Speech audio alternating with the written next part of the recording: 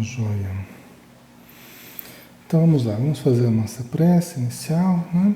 Agradecendo novamente ao nosso Mestre Jesus pela bênção da vida, pela oportunidade do trabalho, pela grande satisfação que temos de estudar a doutrina espírita, de estudarmos a psicologia na visão espírita, de procurarmos o autoconhecimento e de encontrarmos tanto amparo, tanta ajuda, tanta inspiração que nos chega através dos espíritos amigos, que nos envolvem com muito amor, com muito carinho, dando-nos a cada um de nós conforme as nossas necessidades, conforme as nossas buscas, conforme o nosso empenho, conforme o nosso objetivo de melhoria que todos temos. Então nós te agradecemos por tudo isso, te pedimos pelo nosso ambiente, pelo ambiente da nossa casa, pelos nossos familiares, pelos nossos amigos, pelos companheiros da casa espírita, dos estudos virtuais, por este estudo virtual e por todos que estão ligados a nós neste momento. Que a luz do teu amor possa acender em nós a chama do ideal, da paz, da harmonia, hoje e sempre, Senhor. Que assim seja.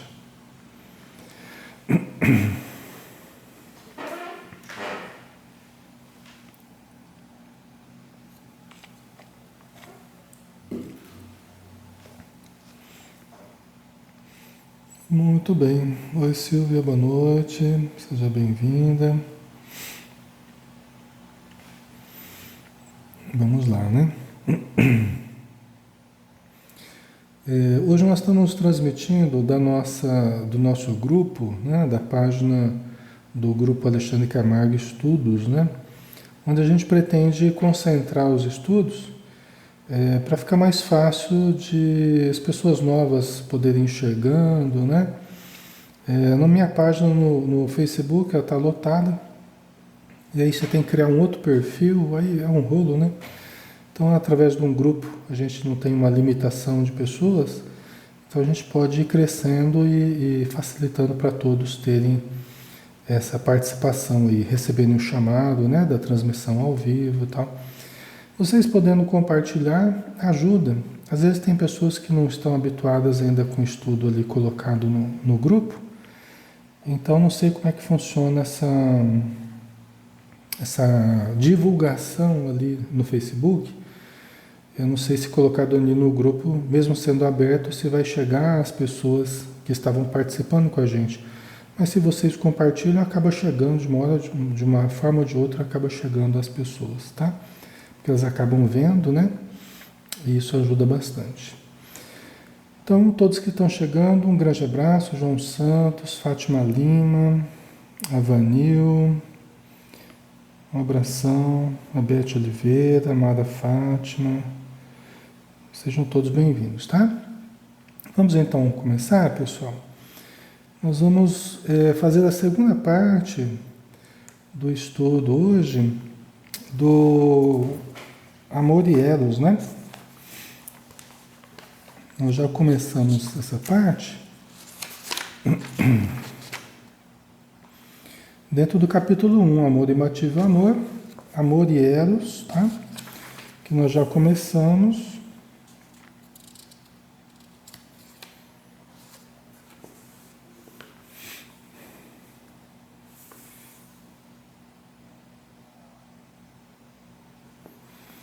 Tá? Nós falávamos aqui, né? A harmonia e a satisfação de ambos os parceiros constituem o equilíbrio do sentimento que se espraia e produz plenitude. Né? Porque aqui estava falando da manifestação do amor também através do conúbio sexual, né? Também através da satisfação sexual, da entrega sexual, da comunhão sexual entre os parceiros. Então aqui ela coloca como uma das expressões possíveis do amor também a comunhão sexual, né? Muito importante, eles valorizam bastante essa questão sexual, como eu já disse para vocês, né? Não há uma negação da sexualidade, né? A gente vê, inclusive, na Joana de Ângeles, que não há essa negação por parte da espiritualidade, nem uma visão do sexo como algo sujo, como algo impuro, como pecado, longe disso, absolutamente, né? É visto como algo importante, fisicamente para nós, emocionalmente importante para nós também, para o relacionamento também muito importante, né? Pelo trânsito, pela troca de energias, como ela mesma falou aqui, né? Alguns parágrafos anteriormente, vocês acompanhando. Inclusive esse livro, Amor e Motivo Amor, tem um livro em PDF, tá? Se vocês quiserem ir acompanhando, é só baixar aí, vocês encontram facilmente esse livro, tá? Então ela diz, né, a harmonia e a satisfação de ambos os parceiros constituem o equilíbrio do sentimento que se espraia e produz plenitude. A harmonia e a satisfação de ambos os parceiros. Isso remete a gente a uma questão importante no terreno da relação sexual entre os parceiros, que é a vivência de ambos harmônica dentro do sexo, né? Porque às vezes um se satisfaz, o outro não, né? Às vezes há um egoísmo muito grande por parte de um ou por parte de outro, como se o outro somente tivesse que lhe proporcionar prazer e eu também não tenho que fazer o mesmo com o outro, né? Então acaba havendo um egoísmo, né? Um egocentrismo muito grande de um ou de outro, o que acaba favorecendo mais para um ou mais para outro, sendo que o conúbio sexual, a relação sexual, ela deve ser harmônica para ambos. E isso também passa por uma questão que nós precisamos analisar. A gente no consultório, a gente acaba tratando muito desse assunto com as pessoas, porque a realidade delas aparece, né? A realidade da intimidade, da sexualidade, da convivência com o parceiro, com a parceira. Então a gente acaba tendo que conviver muito com esse assunto e trabalhar muito essa questão com as pessoas, de uma forma natural, compreensiva, né? E uma coisa que a gente observa é que muitas vezes o modo como uma pessoa quer praticar o sexo não é o modo como o outro gosta, ou o inverso, né? Então, é preciso comunicação, é preciso que o que se faça seja bom para ambos, produza um resultado harmonioso para ambos. Senão, um acaba se sentindo bem, acaba se sentindo satisfeito, e o outro se sente mal porque não gosta de fazer daquele jeito, não se sente bem com certas práticas, né? Então, é preciso que haja uma sintonia, uma compreensão, né, entre ambos, para que haja um ajustamento, né? Porque senão fica uma coisa só de uma via, né? Não é de dupla via, não é uma coisa que vai na direção de um, na direção de outro, que satisfaça um e satisfaça o outro, né? Então é uma coisa importante da gente também analisar a importância da comunicação quando se trata de sexualidade, né? Equilíbrio e comunicação, né? Certo? A libido, sob os seus impulsos, como força criadora, não produz tormento, não exige satisfação imediata, irradiando-se também como vibração envolvente, imaterial, profundamente psíquica e emocional. Então a libido, né, a força sexual, sob o impulso do amor, como força criadora que ela é. As forças sexuais da alma, a gente já falou, são forças eminentemente criadoras, né? Só que quando o amor, então, ele direciona o sexo, direciona a força sexual, não se exige naturalmente, né, a satisfação imediata. Tá? Por quê? Porque junto com a necessidade sexual está também o amor, está a compreensão, está o carinho, o respeito. Tá? Isso ajuda muito na convivência do casal. Isso ajuda muito, né, no desempenho da sexualidade, a compreensão com que um e outro lidam, né, mutuamente. Então, não é aquele uso da libido de forma tormentosa, instintiva, que busca apenas a sua realização a todo custo, a todo preço, de qualquer forma, até através da violência.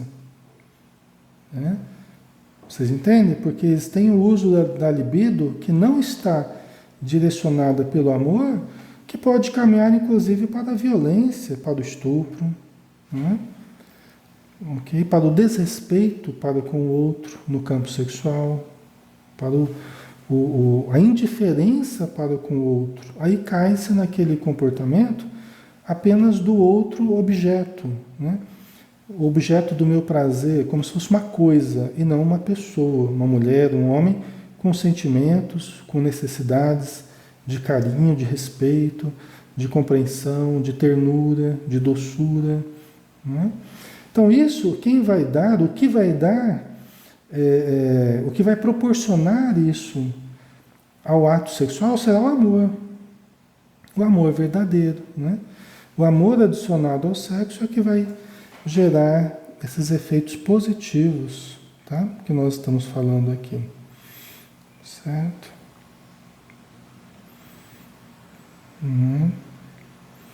Boa noite, Dandi, um abraço. Anilda Ferreira, seja bem-vinda. Certo, pessoal? Então, continuando, né? Então, dessa forma, né, a libido sob esse impulso da força criadora do amor, né? Irradiando-se também como vibração envolvente, imaterial, profundamente psíquica e emocional. Quer dizer, não é apenas aquela manifestação material, não é apenas ejaculação, não é apenas... Não, é uma vibração que se espraia, que envolve, né? Quer dizer, é profundamente imaterial, psíquica, emocional, né? Quer dizer que essa energia, né, movimentada pelo amor, ela se espraia de uma forma até invisível, mas muito poderosa, né? Que às vezes não precisa nem da relação sexual, porque só o carinho de ambos ali, só a ternura, aquele momento de proximidade ali, muitas vezes já é o suficiente para o casal. Não estou dizendo que tem que abolir o sexo, pelo amor de Deus, é impressão. Tá? De forma alguma, não é essa a questão. Mas tem casais, por exemplo, que se veem privados, né? Seja por uma dificuldade motora, por uma dificuldade de doença de um de outro, né? Então aquela relação de ambos pode atingir uma sublimação muito legal, né? Não está havendo um conúbio sexual, não está havendo uma relação sexual propriamente dita, material, mas há uma relação vibratória entre ambos maravilhosa, uma troca energética que a ambos planifica. Isso é que é interessante, né? Então é quando a energia sexual ela é sublimada, né? E acaba ativando muito mais o sentimento, muito mais o pensamento, a sensibilidade espiritual, né? Ok? Então, continuando. Aí vocês vão participando, tá? Vocês vão acrescentando, vão perguntando o que quiserem aí, que a gente puder esclarecer, né? Vocês fiquem à vontade, porque é um estudo interativo e é muito importante para mim a participação de vocês, porque vocês me fazem lembrar de muitas coisas importantes, às vezes, que eu estou esquecendo, ok? Então é muito bom, eu gosto muito da participação de vocês. Então vamos dar sequência. Quando o sexo se impõe sem o amor, a sua passagem é rápida, frustrante e insaciável. Né? Então, quando o sexo se impõe sem o amor, há aquele prazer, há aquele tesão, aquela coisa, né? Só que é rápido, frustrante e insaciável, porque se mantém apenas vinculado à genitália, né, ao genital, e não aos outros centros energéticos, que é o que daria uma realização mais profunda e mais duradoura. Uma relação entre ambos, que houvesse, eu já falei isso para vocês, que houvesse uma ligação entre os chakras, entre os centros energéticos, muito mais ampla e não apenas no nível genital. Tá? Porque aquele sexo casual, aquele sexo sem amor, né, apenas baseado na atração física, era um sexo basicamente genital. Né? É um sexo em que o centro genésico praticamente é o único a ser chamado a participar, a ser ativado, né? Certo? Por outro lado, os mitólogos, os estudiosos dos mitos, né, definem Eros na conceituação antiga do Olimpo grego, como a divindade que representa o amor, particularmente o de natureza física.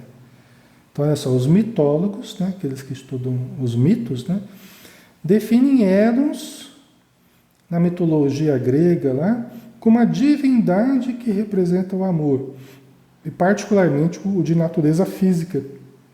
Amor de natureza física, né, quer dizer, relacionado ao corpo mais propriamente. Tá?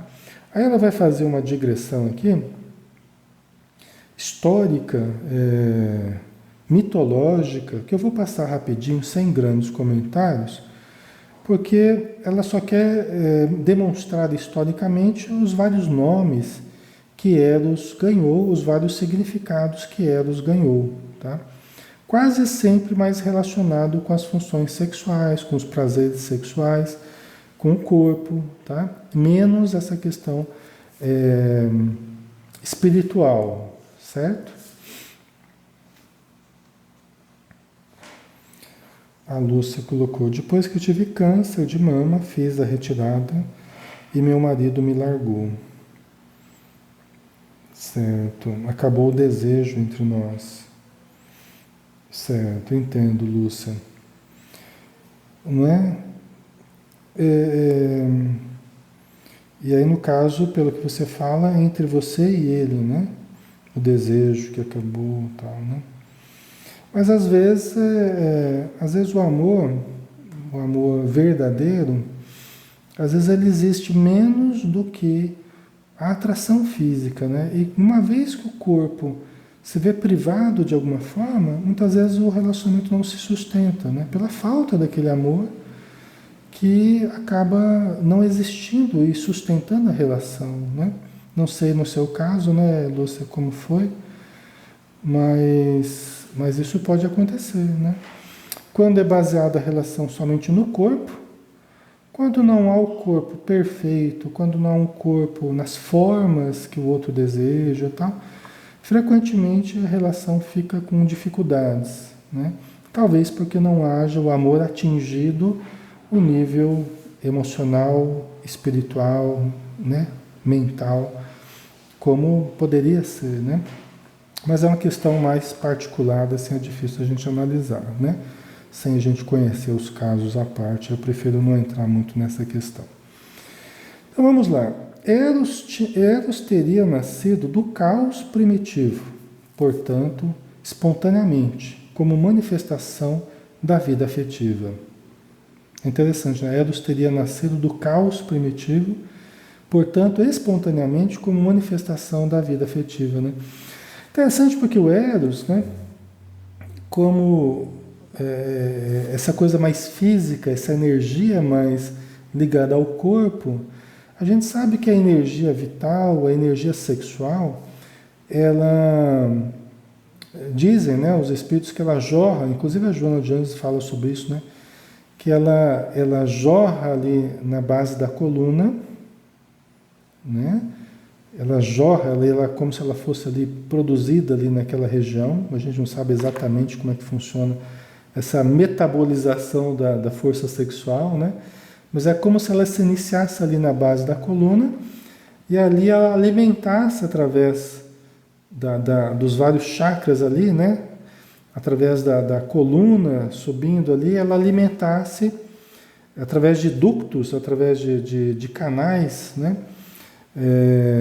que ligam um centro energético a outro, ela alimentasse todos os chakras, né? No sentido ascendente. É como se fosse uma fonte ali na base da coluna e essa energia ela fosse alimentando todos os chakras. Tá? Então, e é algo que é produzido, vamos dizer assim, espontaneamente. Como ela diz aqui, né? Eros teria nascido do caos primitivo, portanto, espontaneamente, como manifestação da vida afetiva.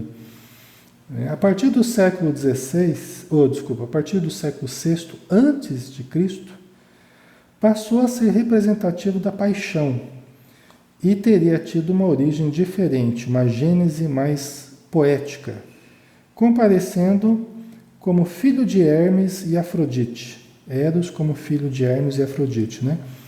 Ou como descendente de Cronos e Gê, ou de Zéfiro e Íris, ou ainda de Afrodite e Marte. Você vê que tem várias possibilidades aí, várias interpretações aí, né?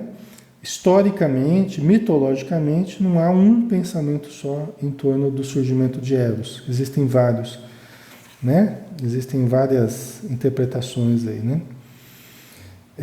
Foi objeto de culto particular e especial em Téspias, Esparta. Samos e Atenas, merecendo esse culto ser associado ao que se dispensava a Afrodite, Cárites, Dionísio e Hércules.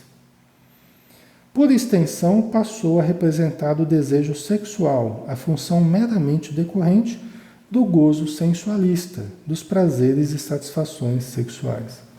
Tá? Então, sendo filho de vários aí, dependendo de quem fez essa análise, né? Vários outros deuses, Afrodite, Marte, Cronos, Gê, Zéfiro, Íris, Hermes, Afrodite, tá? Né?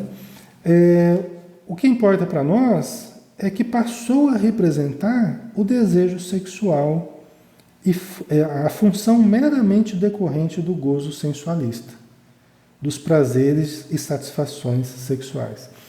Por que ela está falando isso? Porque é interessante que a gente distingua, a gente faça a distinção de algumas coisas para a gente entender o papel de cada coisa dentro do nosso psiquismo. O amor mais espiritual, o amor mais carnal, mais físico. Ela está fazendo essa distinção. Tá? Isso tem uma função aqui para nós nos organizarmos psiquicamente. E ela está nos ajudando nessa organização psíquica. Tá? Isso é bem importante.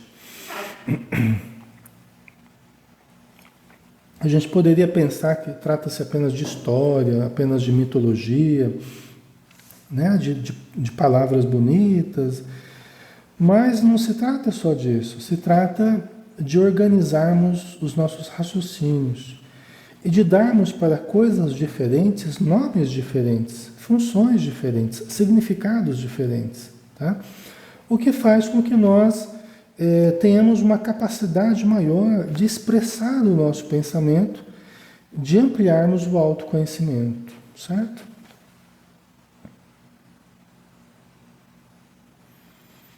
Antônio Carlos colocou: quais os desafios do exercício do amor para pessoas que sofreram abusos sexuais? Né? Certo. Não sei se eu entendi bem o seu objetivo, Antônio. A sua dúvida, né? Não sei se eu entendi muito bem o que você quis dizer, mas vou tentar explicar aqui conforme o que eu entendi, tá? Quais os desafios do exercício do amor para pessoas que sofreram abusos sexuais, né? Ok, veja bem. Primeiro, continuar acreditando no amor. Né? Continuar acreditando no amor. Porque as pessoas que sofreram abusos sexuais, justamente pela confusão que há entre amor verdadeiro e corpo, sexo, prazer sensualista, muitas vezes acaba ficando confuso dentro da pessoa. Porque às vezes aqueles que deveriam amar a criança, deveriam cuidar da criança, são os maiores abusadores. né? Esse que é o problema. Os maiores abusadores são os familiares. Isso qualquer pessoa que trabalha com o Estatuto do Menor, que trabalha com conselho tutelar, sabe disso. Os maiores abusadores são os parentes mais próximos da criança, né? Isso causa, nesse livro a gente vai falar um pouco sobre isso, vai ter um certo momento que a gente vai falar sobre isso, né? Isso causa uma confusão afetiva na criança. Essa manipulação do adulto, essa manipulação do afeto, isso causa uma confusão afetiva dentro da criança, um conflito afetivo dentro da criança, tá? Dentro da criança, do jovem, tá? Então, e que vai precisar, em muitos casos, de terapia, vai precisar de autoconhecimento. Agora, uma coisa que nós, estudando aqui, nós temos que compreender é que frequentemente, pessoal, o que nós vamos encontrar? A criança abusada de hoje era frequentemente o abusador de ontem. Porque Deus, na sua infinita justiça, no seu infinito amor, na sua infinita misericórdia, não permite que nós soframos indebitamente, não permite que nós padeçamos indebitamente, tá? Então, pelo menos é assim que a gente aprende na doutrina espírita, né?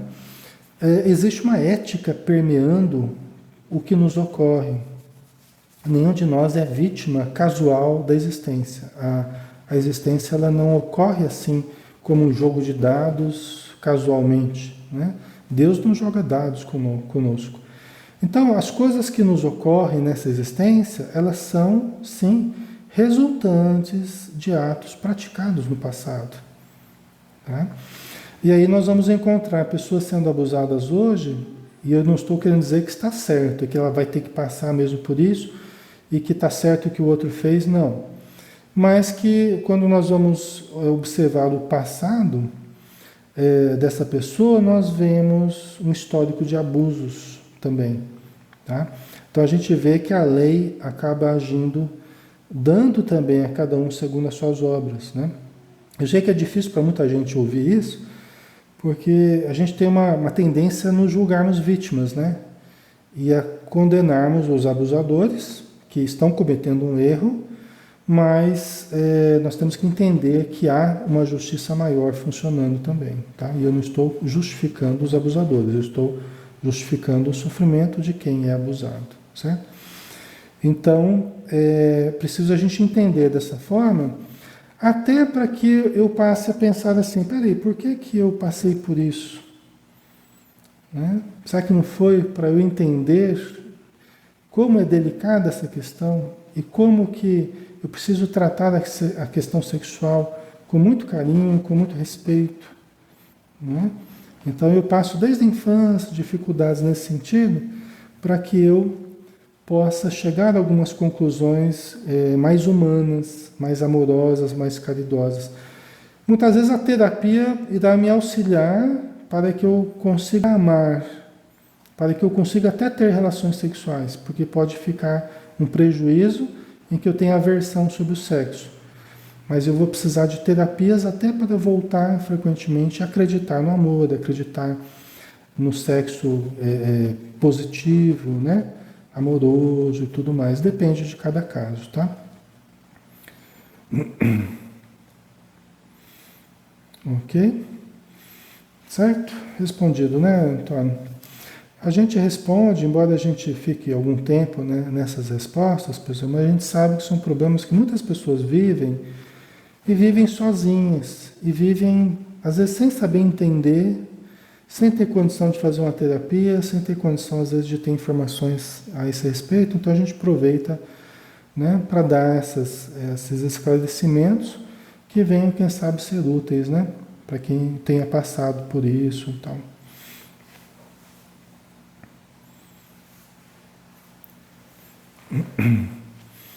Ok?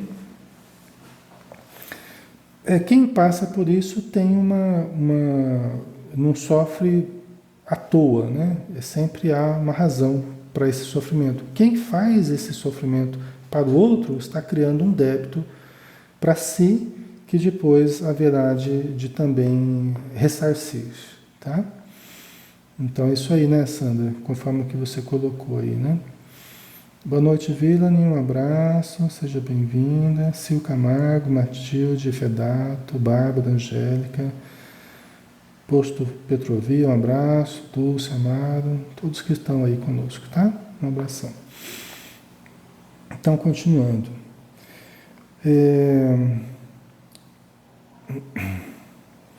Posteriormente, os romanos identificaram o Eros, né, como Cupido, filho de Vênus. Isso aqui exige é até interessante, né, para a gente fazer um estudo aí pessoal, né, vocês pegarem depois livros de mitologia, estudarem mais a fundo. É um estímulo até para a gente estudar a mitologia mais a fundo, né? Então, posteriormente, os romanos identificaram-no como Cupido, filho de Vênus, inicialmente representado como um adolescente, enquanto na Grécia possuía a aparência de uma criança algo maliciosa que se fazia conhecer com ou sem asas, arco e flecha nas mãos. Foi tido como o mais poderoso dos deuses durante muito tempo. Olha que interessante, né? Foi tido como o mais poderoso dos deuses durante muito tempo. Muito interessante. Talvez demonstrando, e a Joana de Anjos, ela nos fala a respeito disso, né? Eu creio que no Ser Consciente, quando ela dá uma passadinha en passant, quando ela fala do yoga, né? Que trabalha a energia Kundalini, que é essa energia que jorra ali essa força sexual, né? Que jorra na base da coluna, né? E que acaba alimentando os vários chakras, né? É uma energia muito poderosa, inclusive ela fala sobre isso. São forças muito poderosas, as forças sexuais são muito poderosas, né? Por isso que essas forças sexuais, elas não admitem as nossas irresponsabilidades. A gente paga muito caro pela irresponsabilidade das forças sexuais. Tanto que os espíritos amigos, eles associam sempre os desequilíbrios do sexo com a loucura. Enquanto outros desequilíbrios geram outras doenças, geram outros problemas, é muito frequente a associação da espiritualidade, né, dos desequilíbrios do sexo com a loucura. Tamanho o desequilíbrio psíquico, emocional que gera nos indivíduos, né, que pode vir a gerar quando descontrolado, quando desequilibrado, quando atormentado, tá? Por essa questão sexual. Então, é um poder muito grande. São forças criativas da alma. São forças criativas da alma. E porque são muito importantes, porque são expressões do Criador. Né? Quando falo em forças criativas, são forças que procedem do Criador. Ok? Deus em nós, né? Então, é uma força tão poderosa que quando nós desvirtuamos, acaba indo para o lado criativo negativo, vamos dizer assim, né? O poder criador acaba se tornando um poder destruidor, né? Um poder muito forte no campo do desequilíbrio, tá? Por isso que exige, né? Muita responsabilidade. O sexo exige muita responsabilidade, muito respeito, muito carinho, muita compreensão, né? É sublime, né? A gente vê no livro Missionários da Luz, o Espírito Alexandre, falando a respeito do sexo, a gente vê ali uma visão sublime. Uma das coisas mais bonitas, uma das visões mais bonitas da sexualidade, a gente vê a visão espírita. Principalmente no livro Os Missionários da Luz, né? A gente vê a amplitude da questão sexual maravilhosa, né? Só que nós temos que entender o ascendente moral, espiritual da sexualidade. E a sexualidade tem sido compreendida apenas como manifestação do corpo, né? Dessa paixão mais sensualista. E não é. A grandiosidade do sexo está nas trocas de qualidades, como o Espírito Alexandre nos fala. A nossa comunhão com a vida, com as leis divinas, com o universo, não deixa de ser uma comunhão sexual, enxergada do ponto de vista mais amplo, né? Uma troca com a vida, né? Sexualidade é troca, é permuta com a vida, né? Mas isso nós vamos estudando devagarzinho, né? Então, continuando aqui, deixa eu ver, a Vanil colocou, poxa, pelas forças que movem ali toda essa energia, então, essa força divina que nós possuímos, né, Vanil? Por isso que o sexo é tão poderoso, né? Tá? O importante, porém, continuando com Joana de Ângeles, o importante, porém, é que em nosso conceito pessoal, o amor transcende os desejos sexuais. Enquanto o Eros, que pode ser portador de sentimento afetivo, caracteriza-se pelos condimentos da libido, sempre direcionada para os prazeres e satisfações imediatas da utilização do sexo. Tá? Então aqui ela está fazendo essa distinção. Não é? O amor, né? Quer dizer, está distinguindo amor e eros. Vocês entendem? Por isso que o tópico aqui se chama amor e eros. É porque há uma distinção entre um e outro. Tá? Então ela está dizendo, olha, o amor, no nosso conceito, ela diz assim, olha, no meu conceito aqui, no nosso conceito pessoal, o amor transcende os desejos sexuais. Né? Inclusive aquilo que a gente fala assim, você vai ter uma relação sexual, vamos fazer amor, né? Na verdade, você quer colocar uma coisa mais poética, né? Você quer colocar, né? Na verdade, estaria um pouquinho errado isso aí, tá? Usando essa conceituação dela, você não vai fazer amor. Tá? Amor e sexo são coisas diferentes, né? Conforme ela diz aqui, olha, o amor transcende os desejos sexuais. Enquanto o eros, que pode ser portador de sentimento afetivo, então o eros, o ato sexual, pode ser manifestação do amor. E é por isso que a pessoa fala, vamos fazer amor e tal, né? É porque o eros, a função sexual, pode estar permeada pelo amor, mas pode não estar. Pode não estar. Tá? Essa aqui é a questão.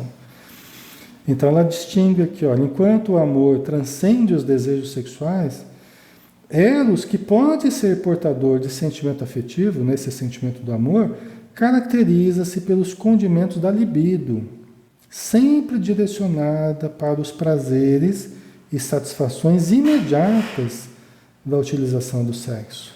Tá? Então, eros está mais relacionado com a libido, mais relacionado com as satisfações imediatas do sexo. E o amor pode ou não participar desse conjunto, conforme a gente vai ver daqui, tá?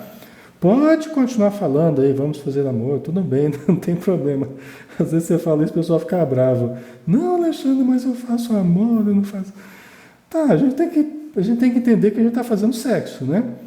Mas que esse sexo pode ser permeado de amor, deve ser permeado de amor, tá? Não tem problema, não fiquem bravos comigo não, tá, pessoal? Por favor, hein? Pode continuar fazendo amor à vontade, não tem problema, tá? Aqui é só uma pitadinha que a gente deu aqui de reflexão, tá? Então, continuando, né? O amor é permanente, enquanto o eros é transitório. Tanto você observa, pessoal, que você pode observar que nos dias que antecedem a relação sexual, ou no dia que antecede, ou nas horas que antecedem, você pode estar com aquele desejo, aquela coisa, né?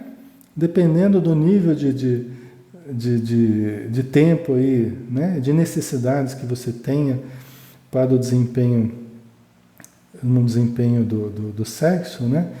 E a carência que você está no campo sexual, você pode sentir que vai aumentando a necessidade, né? Vai acumulando essa necessidade de aliviar as tensões sexuais provocadas pelo acúmulo da força sexual, tá? Aquele bem-estar que ocorre de relaxamento é pelo um certo esvaziamento da força sexual, né? Aquele extravasar da força sexual. Por quê? Porque aquilo estava causando um acúmulo e uma tensão sexual, tá? Que é uma necessidade fisiológica, uma necessidade psíquica também, né?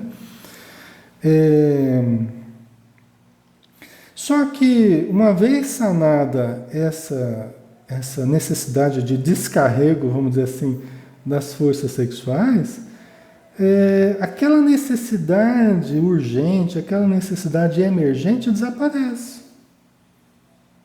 Desaparece. E ao menos que a pessoa seja assim, uma pessoa super, hiper sexualizada e com energia super, hiper abundante, vamos dizer assim, o normal é aquela necessidade sexual diminuir, acabar por algum tempo, por algumas horas, por alguns dias, depende da pessoa. Tá? O normal é isso, né? Demonstrando essa fugacidade de Eros. É isso que a gente está tentando entender aqui, essa fugacidade, esse imediatismo de Eros. Não obstante, o amor continua. Pode ter passado aquela necessidade emergente, urgente, né, da função sexual, mas o amor continuou, quando há amor. Agora, quando não há amor? Às vezes a pessoa mal olha para o outro, mal dá um beijinho, mal dá um abraço, mal fica na cama, mal fica no mesmo apartamento, o outro já vai embora, já não quer nem saber de contato, nem de conversa, nem de mais nada, não é assim? Não é? É assim que acaba acontecendo. Não é? Quando não há amor. Mas quando há amor, aí aquela relação afetiva, aquele carinho, continua mesmo após o descarrego das funções sexuais, né? Das energias sexuais urgentes ali relacionadas a Eros. Tá? A Rosana Andrade, seria uma troca de sentimentos em forma de energias satisfatórias, Alexandre? Há sentimentos embutidos, né? Quando há o amor, há sentimentos embutidos, né? E há trocas energéticas em frequências similares, né? Por isso que há um bom entrosamento, porque são duas pessoas que estão trocando energias numa frequência parecida. E quanto mais são duas pessoas que se entrosam em todos os chakras, em todos os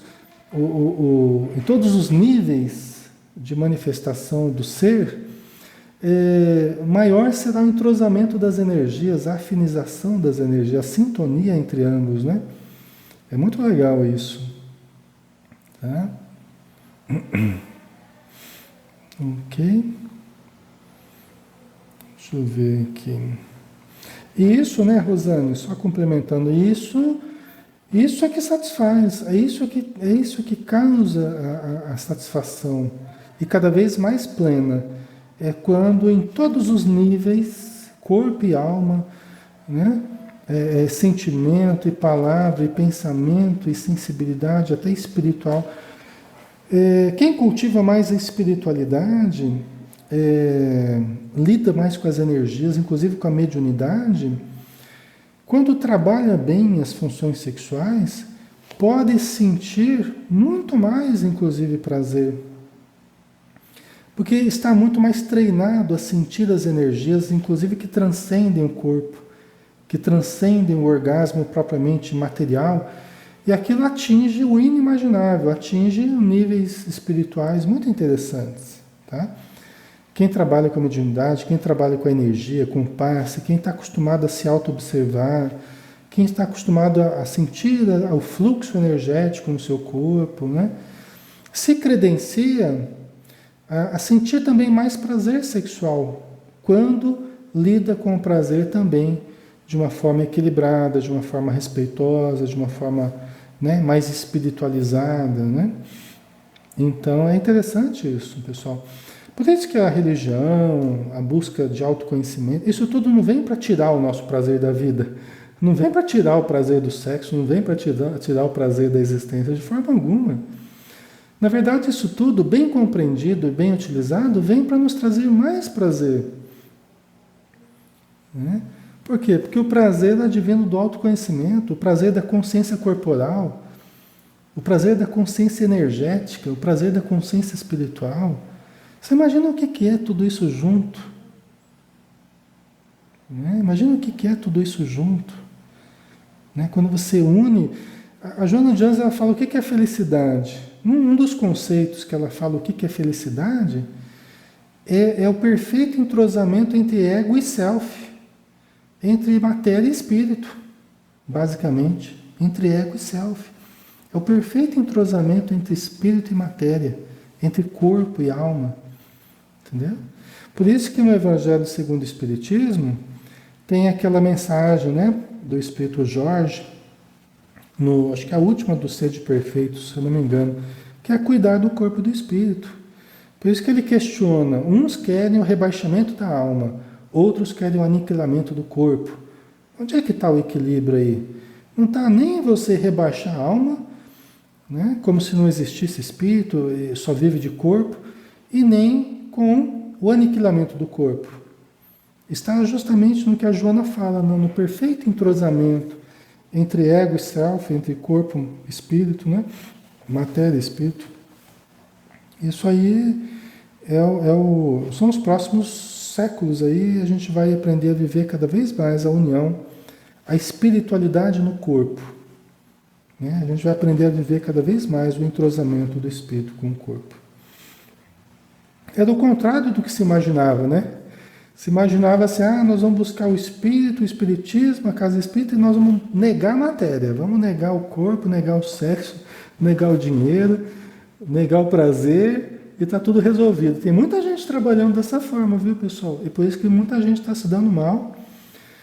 Muita gente está se dando mal, mesmo buscando ajuda espiritual, não está conseguindo se harmonizar, porque achou que buscar o espiritismo, buscar o centro espírita, ou a mediunidade, ou, né, buscar o céu, significava negar a terra. Significava negar o corpo, negar o sexo, negar o dinheiro, negar o prazer.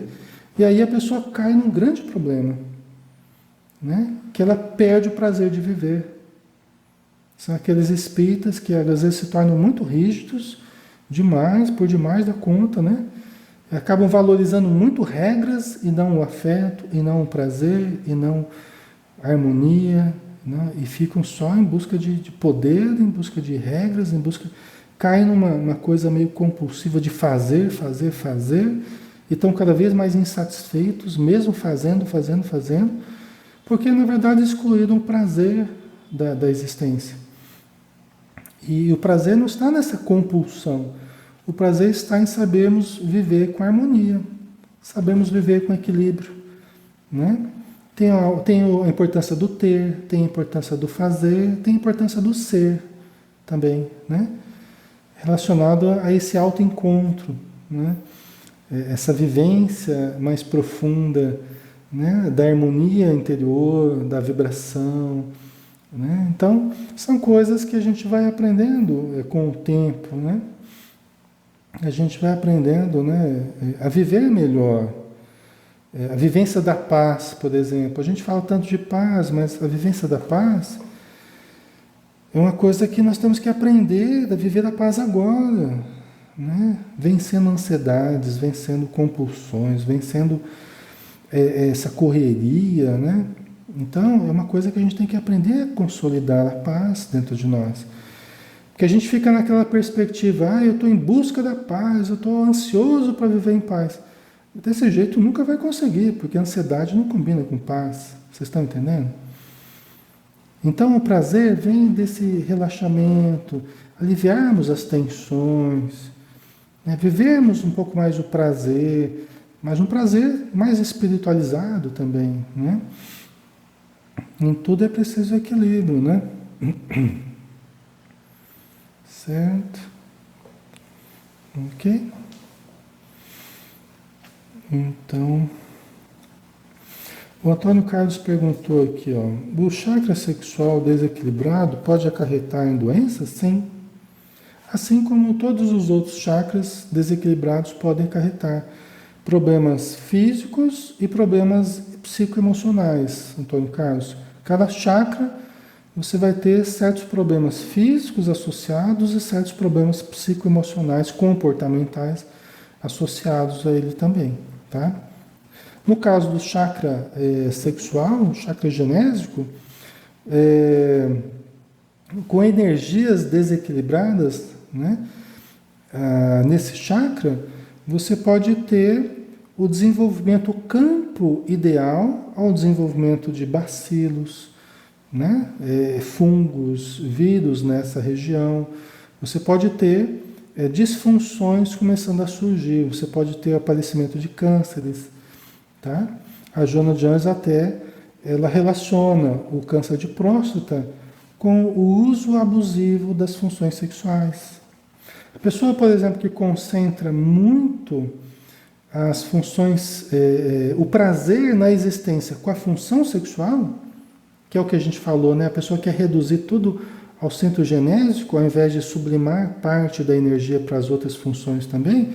A pessoa quer viver muito genitalmente, ela acaba exagerando no trânsito das energias nessa área, inclusive acabando por gerar vampirização espiritual e trocas energéticas de baixa frequência nessa região genésica, acaba então havendo uma contaminação por bacilos psíquicos no perispírito e, por consequência, acaba desenvolvendo doenças, às vezes cânceres e outros problemas na área física propriamente. Tá? A gente vê o Espírito Alexandre explicar isso bem no livro Missionários da Luz também, quando ele mostra para o André Luiz aqueles bacilos psíquicos, aquelas lesmas psíquicas que ele chama, lesmas vorazes, né? No campo sexual de um certo rapaz que está tentando a mediunidade. Tá? Muito interessante isso, certo? Mas isso pode ocorrer com qualquer chakra, tá? Qualquer centro energético você pode ter, se nós usarmos mal as funções que temos, né? Tanto as funções físicas quanto psíquicas, né? Nós podemos ter o comprometimento com esses chakras e aí nós passamos a ter conúbios vibratórios com entidades infelizes. E aí a contaminação fluídica por essas bactérias psíquicas, tá? E daí doenças também surgindo no corpo em várias partes, nas glândulas, né? As várias funções que a gente tem, que a gente usa aqui na matéria, tá? Ok?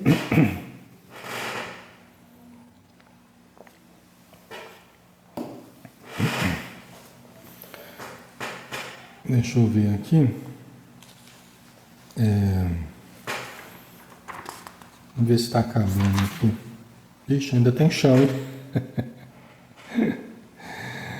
Ainda tem chão para acabar esse tópico. Acho que nós não vamos acabar hoje, não. Achei que nós fôssemos acabar. Deixa eu ver o que vocês colocaram. É que eu gosto de ler o que vocês vão colocando. A Vilani Freitas colocou. Pode reencarnar com danos nessa área? Pode, Vilani. Dependendo como nós usamos aqui na matéria, nós geramos comprometimentos aqui na matéria.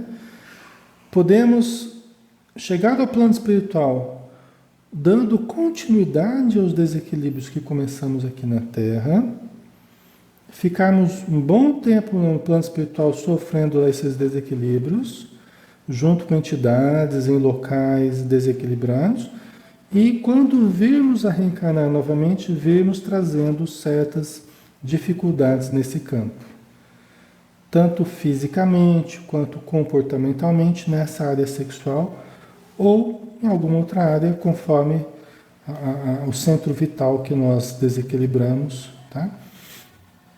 Isso ocorre sim, certo?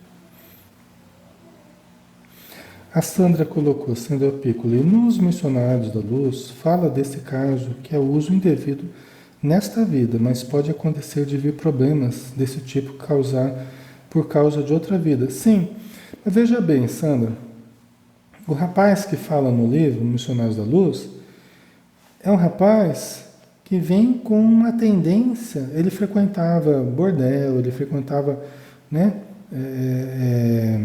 casas, né, que comercializavam sexo, tá?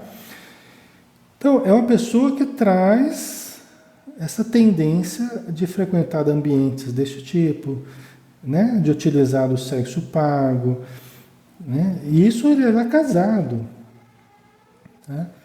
Então, aí é um problema que frequentemente nós já trazemos do passado. Você entende?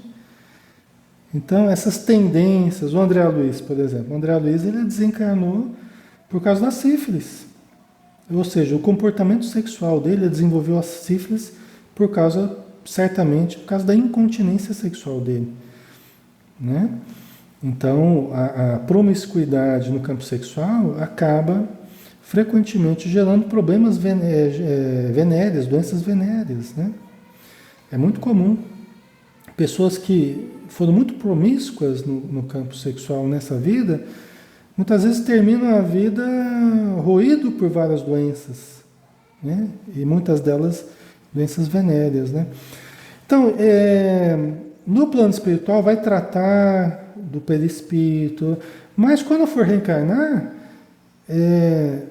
os germes do problema, como diz o Lísias para o André Luiz, que é o hábito, que são as tendências, né? Os condicionamentos que foram gerados, eles vão surgir, vão ressurgir na próxima reencarnação, impondo disciplina.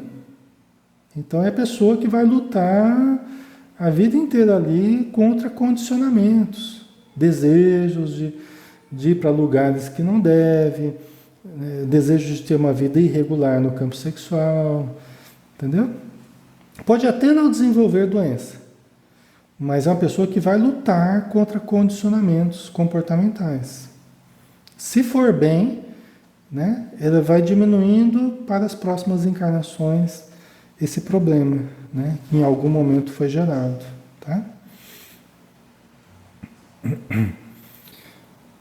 O Antônio Carlos, no caso do hermafrodita, né? Sim.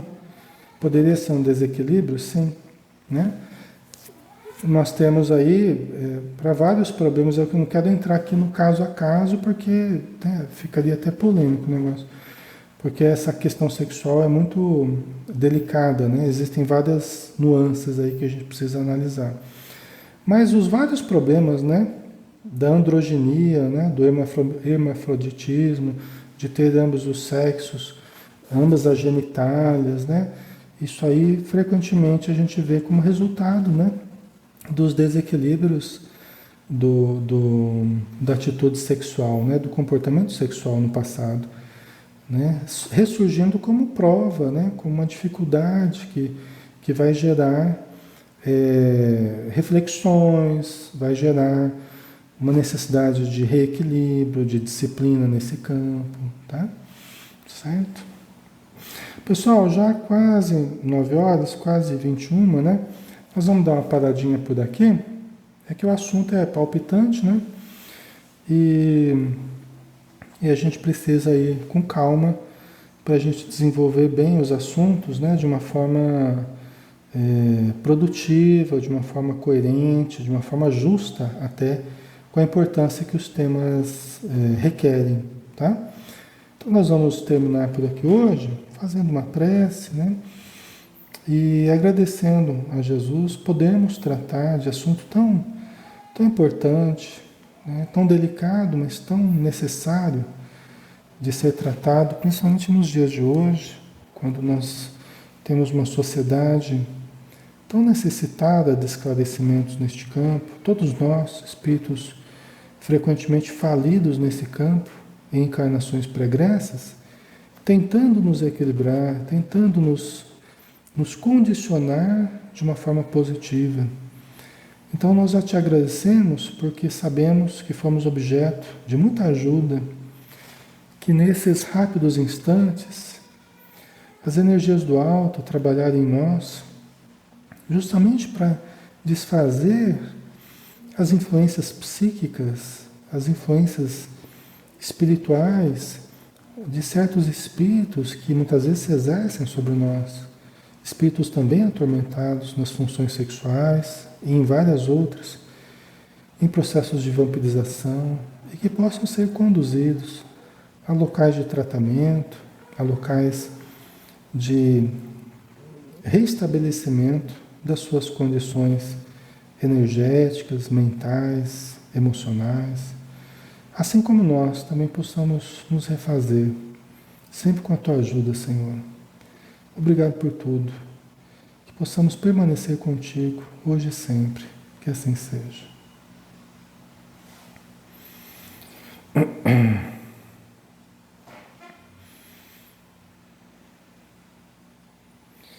Ok, pessoal, nós finalizamos então.